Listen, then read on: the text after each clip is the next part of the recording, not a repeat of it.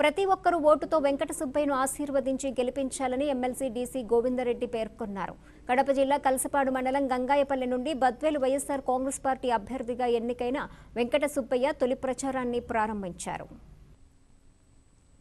మొదట రామాలయంలో ప్రత్యేక పూజలు చేసి ప్రచారాన్ని ప్రారంభించారు. ఈ సందర్భంగా గోవిందరెడ్డి మాట్లాడుతూ పేద బడుగు బలహీన వర్గాల వారికి వైఎస్ఆర్ కాంగ్రెస్ పార్టీ వెన్నుదండుగా నిలిచి వారి అభివృద్ధికి పాటుపడుతుందన్నారు.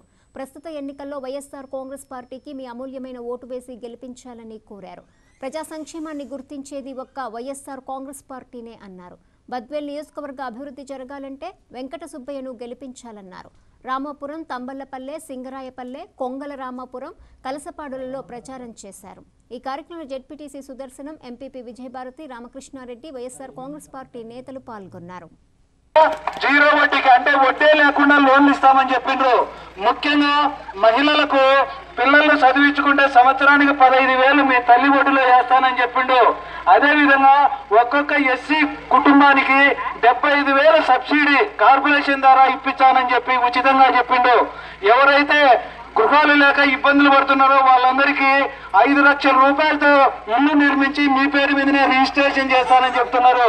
మన కుటుంబాలకు ఉచిత కరెంట్ ఇస్తానని చెప్తున్నారు. అదే విధంగా ఎస్సీ పిల్లలకు, ఎస్సీ మహిళలకు, ఎస్సీ కుటుంబాల్లో ఉండే ఆడవాళ్లకు 45 సంవత్సరాలకే 3,000 రూపాయలు పింఛన్ ఇస్తానని చెప్పినాడు.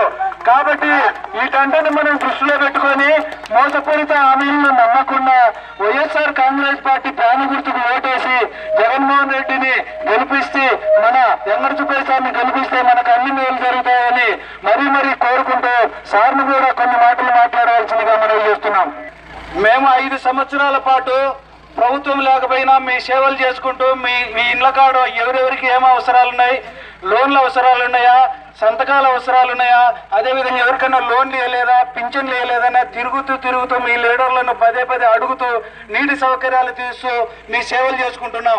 అవన్నీ మర్చిపోయి ఎక్కడో ఎవరికి తెలియని వ్యక్తులను తీసుకొని వచ్చి ఇప్పుడు కులము, మతము, మా బంధువులు, మా వాళ్ళు అని చెప్పుకుంటూ మన గ్రామాలకు వస్తున్నారు. తక్షణ జాగ్రత్త, మీరందరూ బాగా జాగ్రత్తగా ఉండి వైఎస్ఆర్ కాంగ్రెస్ పార్టీని అత్యధికంగా గెలిపించాలని మనం చేసుకుంటున్నాం.